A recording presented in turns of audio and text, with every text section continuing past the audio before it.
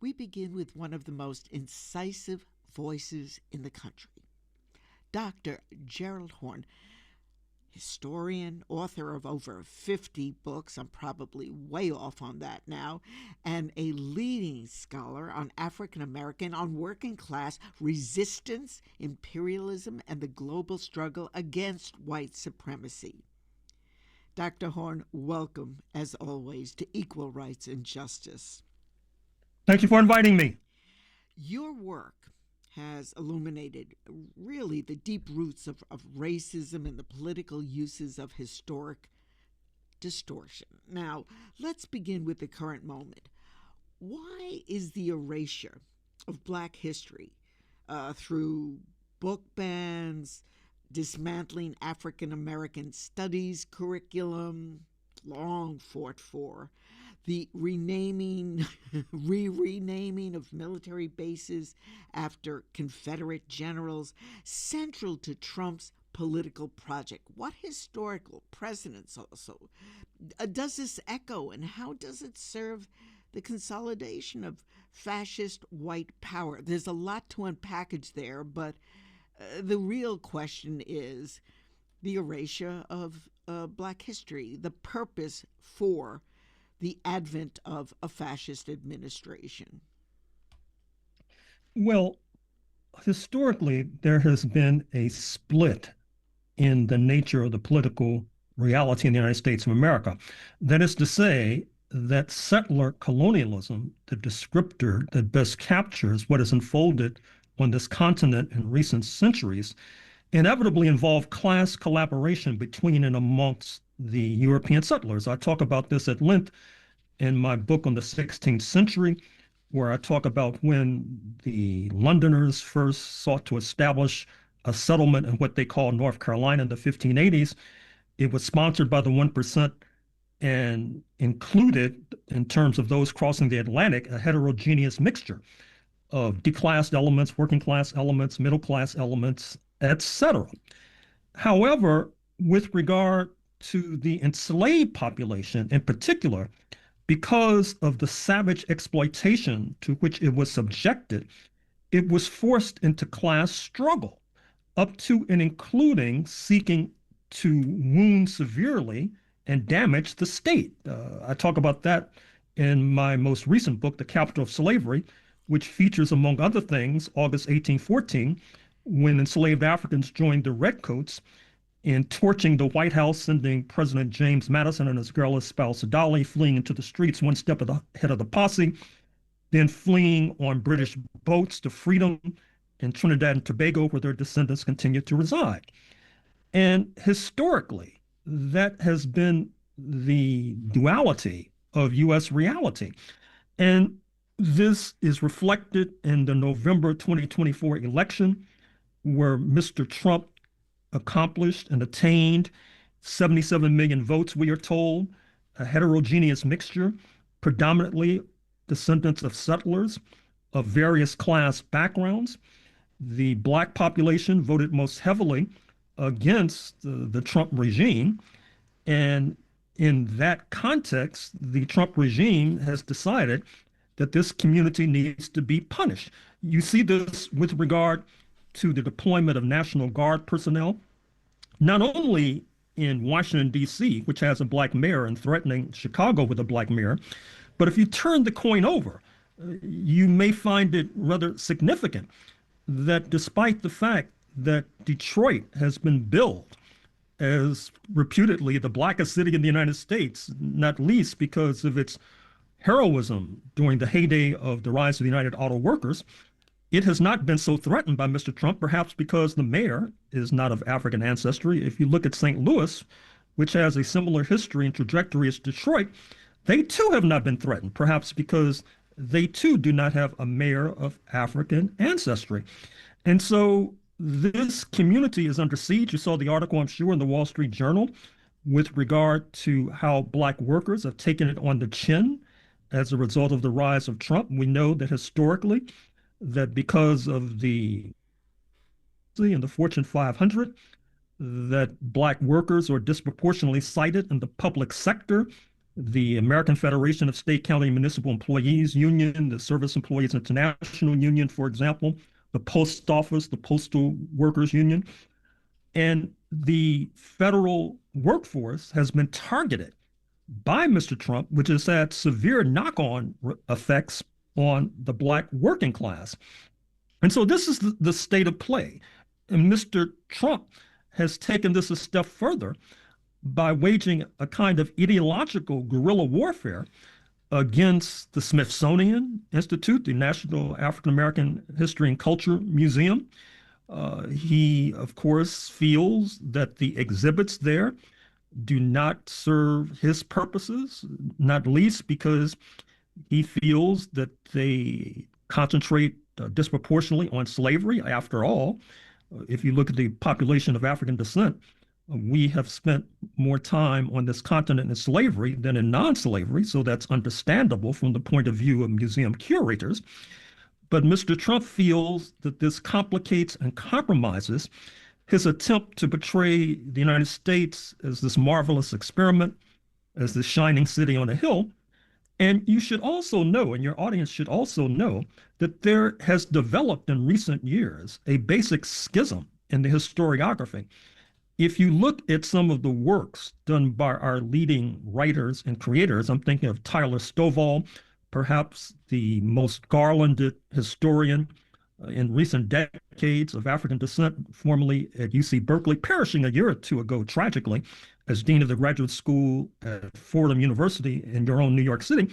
His book, White Freedom, captures rather neatly what he feels was the import of 1776.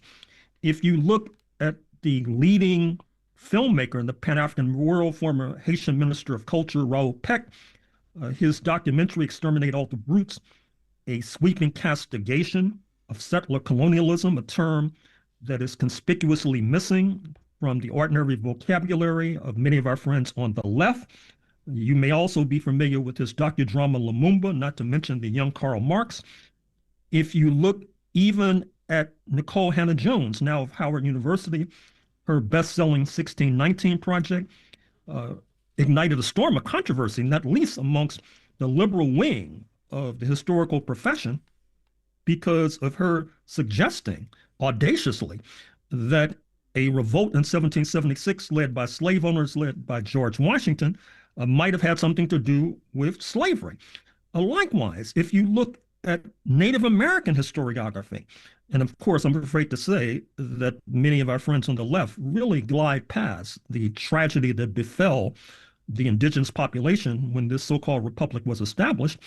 If you look at the work of Ned Blackhawk of Yale, The Rediscovery of America, he stresses the fact that the settlers, led by George Washington, were upset with the so-called Royal Proclamation line of 1762, 1763, which sought to prevent London from expending blood and treasure, waging war against Native Americans as the settlers moved west across the continent so that land speculators like George Washington could profit. In my aforementioned book, The Capital of Slavery, I looked at George Washington's will and gleaned the reality that on his death, he was one of the major landowners on planet Earth.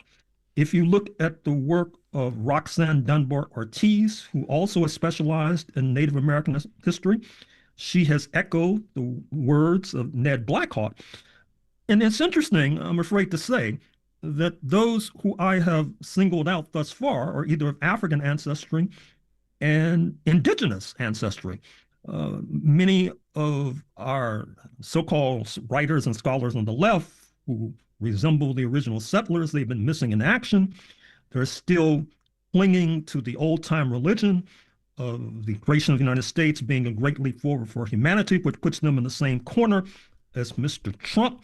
They have little explanation as to how and why it is that the so-called great leap forward for humanity in the 18th century has led us to the brink of fascism in 2025. And so as a result of our scholars of color embarking on this audacious trail, the communities that they represent have been singled out for battering and bludgeoning by the Trump regime. But alas, all is not lost. There is a way forward, and I'm confident that we will pursue that way forward.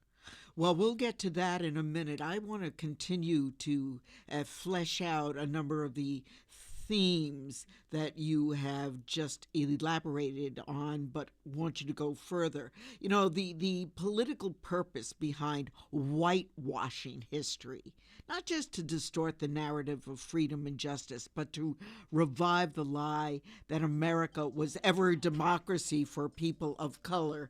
Your thoughts and your concerns on that. I think we need to understand that more fully.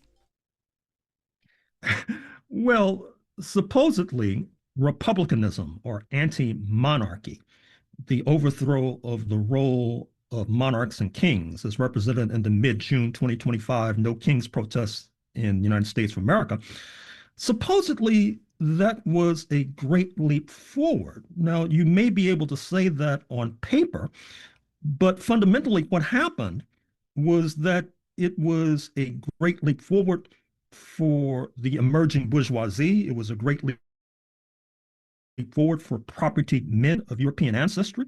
With the advent of the regime century after the proclamation of the Republic, I'm speaking of the 1820s, I'm speaking of the favored president of Mr. Trump, you see that the remit with regard to republicanism was extended somewhat to men of European descent generally. Certainly, it didn't extend to women of, for the most part, of various ancestries. And certainly, it did not include the Black population, nor did it include the indigenous population. In fact, you can make an argument that some of the vaunted U.S. Constitution that is bedeviling us to this very day, speaking of the Second Amendment and the way it's been interpreted by the High Court, leading to a proliferation of weapons, leading to tragedies such as the one we saw in Minneapolis just a few days ago, that this kind of regulation and lack of regulation and law and constitutional amendment was designed precisely to arm the settlers. And it was the strategic objective to keep arms out of the hands of Native Americans, not to mention the Africans. And what's interesting about the United States is that in the United States, across various ideological lines, you can awaken a U.S. national in the middle of the night and they'll start babbling and prattling and prating about the real and imagined abilities of socialism, which they say may have looked good on paper, but did not work out necessarily in practice. But it's hard to think of any in the United States that have a critique of republicanism, anti-monarchy, despite the fact that it has been used historically as a tool of exclusion. And as I point out in my next book, which deals with the Hawaii coup of 1893, which led directly to 1959 and Hawaii's admission into the Union, it was an anti-monarchy, republicanism, white supremacist coup that led to the creation of colonialism in that archipelago in the Pacific, led to the creation of an apartheid state. In other words, republicanism has not worked out the way we had been told it would work out. And sadly and tragically, that has hardly been noticed by many who consider themselves to be scientists of society, no less. So this is what has led us in part to this perilous fork in the road where Mr. Trump is embarking on a path of neo-fascism, although I'm happy to say that forces, as we speak, are amassing to block his route forward. And we're going to get to that. And two of the most fascinating periods, one of the most important and I think democratizing, albeit that it was smashed, periods in the history of this country was during Reconstruction. And I'm interested in your thoughts about how the efforts to erase Reconstruction and to restore Jim Crow and ignore the genocide of indigenous peoples, which you just referenced a moment ago, and the foundations, the very foundations, of course, of plantation capitalism, how do they help really build a fascist base and amplify white supremacy as the ideological fodder or fuel, rather, to maintain a society that is now taking and rooting itself economically and politically in fascism. The role of these glorious periods, which it seemed to me had to be smashed, Reconstruction, are not dissimilar from what is happening today with the clawback of diversity, equity, inclusion, and so on. Your thoughts on that? Well, you are obviously on point, and it is clear that in order to understand Reconstruction, that is to say, the period following the U.S. Civil War, the period stretching roughly from 1865 until 1877, and as Professor Senna of the University of Connecticut has posited, stretching beyond 1877, which is another discussion for another day. Certainly, the overthrow of Reconstruction forms a template and a model for the rollback of diversity, equity, and inclusion, the rollback of the Voting Rights Act of 1965, which is on the chopping block as we speak at the hands of the butchers, the conservative majority of the U.S. Supreme Court. But in order to understand Reconstruction, you have to understand the U.S. Civil War. You have to understand that in order to drive the nation into this bloody conflict that led to the deaths of hundreds of thousands, that it was determined not least by historical events. That is to say, the Haitian Revolution, 1791 to 1804, which ignited a general crisis in the entire slave system, including in North America, with the Haitian revolutionaries spreading their gospel far and wide, including to these shores, which in turn ignites British abolitionism, and the British willed abolitionism like a cudgel against the rising rival that is the United States of America. And that, of course, leads to slave revolts in North America, not least the Nat Turner slave revolt of August 1831, not least the assault by John Brown and his comrades on the armory of the United States in Harper's Ferry, now West Virginia, then Virginia, which it seemed to have in store an armed uprising against the slave system, but it ignited civil war, to be sure. But I think it's also fair to say that despite the defeat of the pro-slavery forces, they were defeated militarily, but not necessarily politically.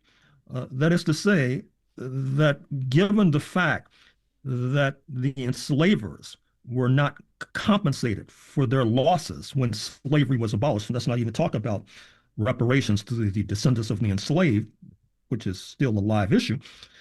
And this failure to compensate the enslavers was contrary to what happened in Haiti, where at gunpoint, the Haitian revolutionaries were compelled to compensate the French former masters. Similarly, that happened in the British Caribbean in the 1830s. Even though I understand why many have seen this failure to compensate the enslavers as, once again, a great leap forward for humanity, at the same time, it enraged the enslaving class and their minions. Keep in mind that the foot soldiers of the so-called Confederate States of America, who waged bloody civil war, were disproportionately those who were not enslavers.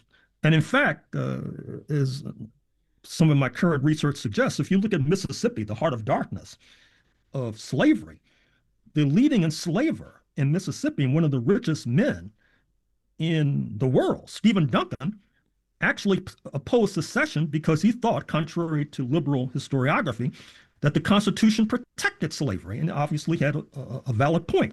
And so with Reconstruction, you have this bloody backlash, the rise of terrorism, the Ku Klux Klan, the rise of lynching, for example.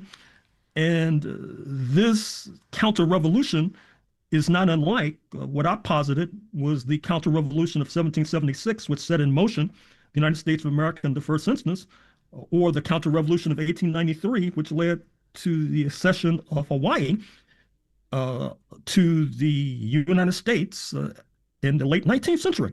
And so fast forwarding to 2025, we see that in the cold light of history, that the retreat of Jim Crow in the 1950s, once again, was driven not least by external events, the rise of the socialist camp, and the fact that the United States felt it was disadvantaged in competing for hearts and minds in a resource-rich global South, now the global majority, as long as Jim Crow stained the escutcheon.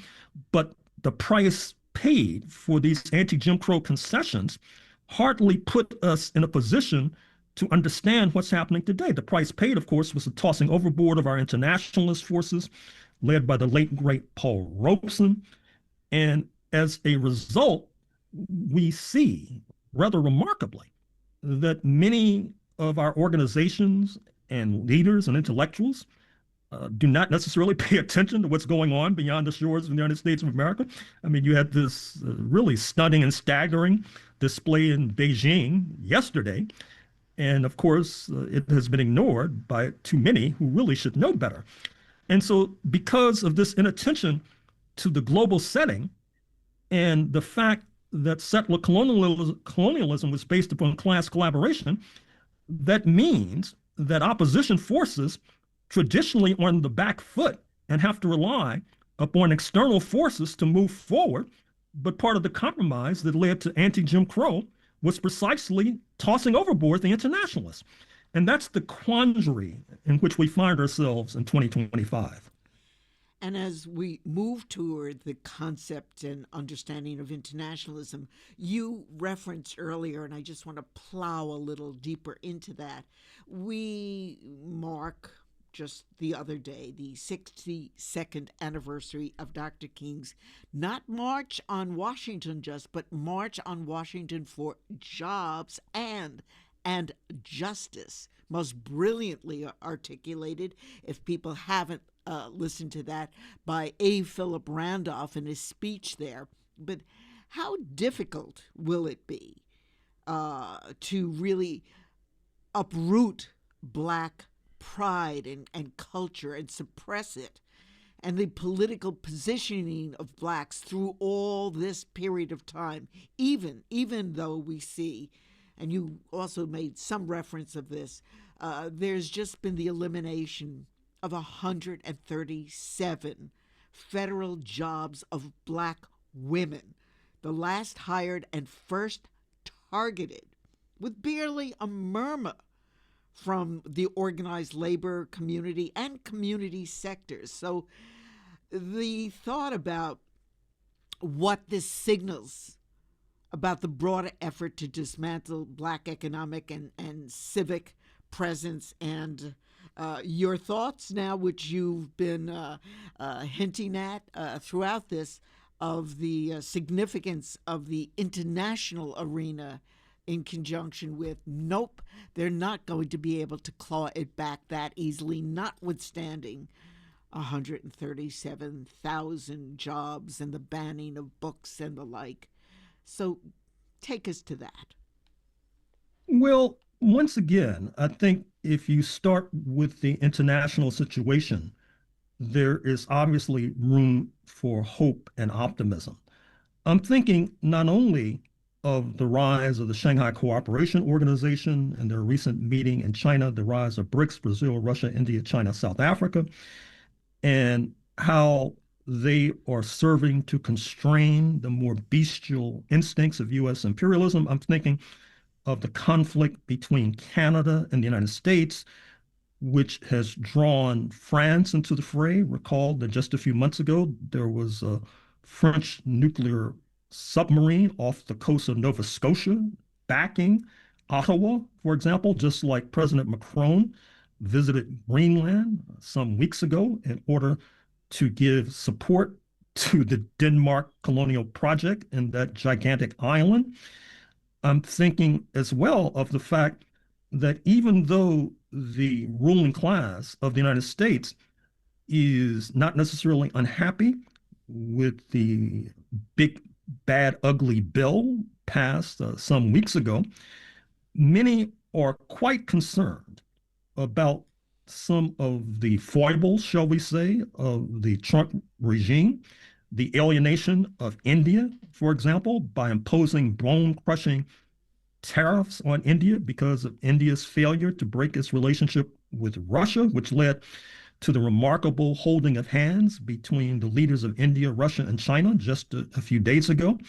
This was reflected on the front page of the Financial Times of London just the other day when Ray Dalio of Connecticut, not a member of the 1%, but the 0.00001%, a billionaire hedge fund kingpin, issued stinging criticism of the Trump regime. Of course, just recently, it has been suggested that the profiteering of the Trump family with regard to cryptocurrency led to certain illicit under-the-table deals with the leaders of Pakistan, which may shed light on Mr. Trump's alienation of India, which has been crossing swords with Pakistan for decades now. And Jeffrey Sonnenfeld, the so-called whisperer of the CEO class, the billionaire class, keeps telling us that even though they have not expressed public dissent, that increasingly many in the ruling class are concerned about the deteriorating U.S. international position, which I've just made reference to, which ultimately could weaken Mr. Trump politically. Actually, ultimately, despite what we see in September 2025, could ultimately drive him out of office.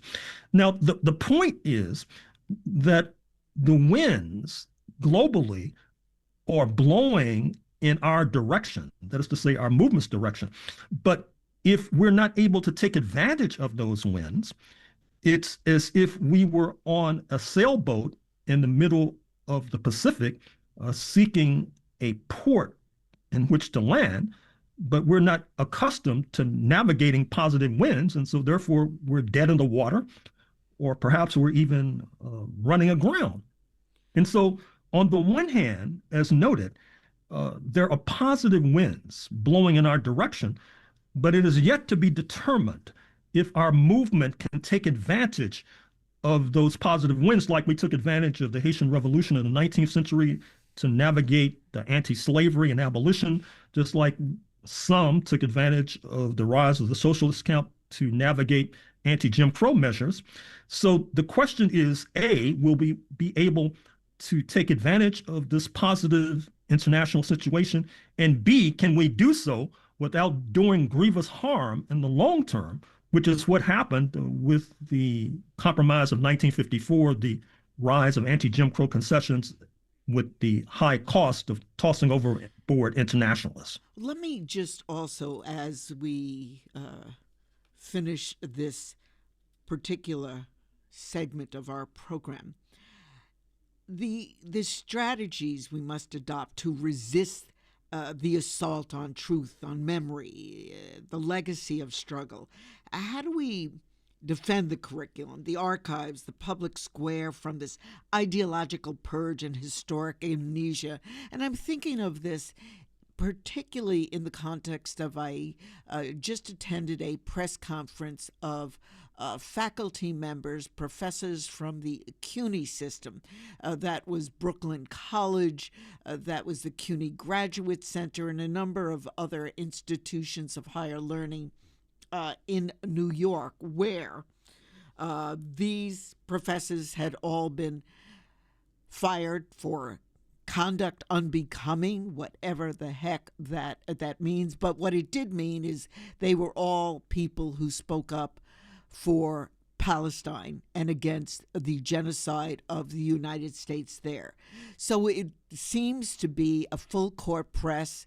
Indeed, the famed professor Rashid Khalidi, who taught Middle East studies at the Edward Said Chair at Columbia University, he now refers to Columbia University as Vichy on the Hudson, referring to the capitulationist French regime during the advent of the Nazis. So your thoughts, and you are now, you have been, but you're directly in the classroom in Texas. So how do we proceed, or to what extent do you think that they're really going to be able to claw back in the psyche as well as physically the gains that were written in blood, sweat, and tears of the African ancestry community over these last years? Well, with regard to the latter point, here's a fact that we should ponder. I'm a member of the Association for the Study of African American Life and History, started by Carter G. Woodson some decades ago. Its annual convention will be unfolding this month in Atlanta. It'll probably be the largest in its history. At the same time, of course, it's attracting scholars far and wide, globally, who feel that there is something to learn from what this organization is doing. And despite the fact that the work that I do is oftentimes scorned and scored by some of our friends on the left, that is not necessarily the case for the Association for the Study of African American Life and History, which has awarded me with some of its highest honors. And so, with regard to the situation in Texas, obviously it's quite daunting with the redrawing of electoral maps with the intent to drive out of Congress leading members of the Congressional Black Caucus, including Al Green of Houston and Jasmine Crockett of Dallas. But at the same time, there is a vibrant Palestinian solidarity movement, which is understandable given the presence in Texas of substantial populations of Palestinian and Arab descent, not to mention substantial populations of African Muslim descent. Some of you in your audience may be familiar with Hakeem Olajuwon, the Nigerian Muslim who was a star basketball player and, of course, a star at the University of Houston basketball team. So once again, we see contrasting trends. On the one hand, we see this attempt to bludgeon the Smithsonian, Mr. Trump's statement that it portrays only the so-called awful aspects of slavery. I take it he has espied positive aspects of slavery.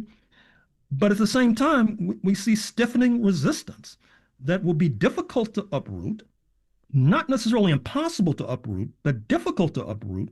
Particularly, it will be difficult to uproot if we can take advantage of these positive international wins. And let me punctuate that point by saying in the next few days in Addis Ababa, Ethiopia, there will be an important summit of leaders of the 4 dozen plus members of the African Union, with a face-to-face, once-in-a-lifetime summit with the leaders of the Caribbean community, Jamaica, Barbados, Trinidad and Tobago, et cetera, reparations high on the agenda. There will be a delegation of Black Americans who will be in attendance as well. That is what I mean by seeking to take advantage of the positive international situation, because we know that Africa is being courted not only by China and Russia and India, but also by Japan. Japan just had an important summit in Yokohama of African leaders, which they pledged to train 30,000 artificial intelligence specialists from Africa in coming years. At the same time, Mr. Trump is cutting back on foreign aid and continues to insult Africa in the most vile terms. So once again, we have these contrasting trends, and I'm confident that the trend that speaks to peace and progress ultimately will prevail. Well, Dr. Horne, your insights are powerful, powerful reminders that history is not neutral. It is contested terrain. Thank you. Thank you for helping us understand the stakes and the strategies of resistance, and we will continue to take part in your lessons to educate, agitate, and organize, and for power to the people. Thank you so much for taking the time to be with us. Have you back shortly, and we'll actually have you back, in the next weeks, really, to talk about your newest book, if that works for you. Absolutely, and thank you for inviting me. My pleasure. And again, we've been speaking. We state these facts only to let you know that those of us who are revolutionary, Pan-Africanists, is not because we love revolution. It is historically determined, and we have no alternative but to follow history and to use history for the benefit of our people.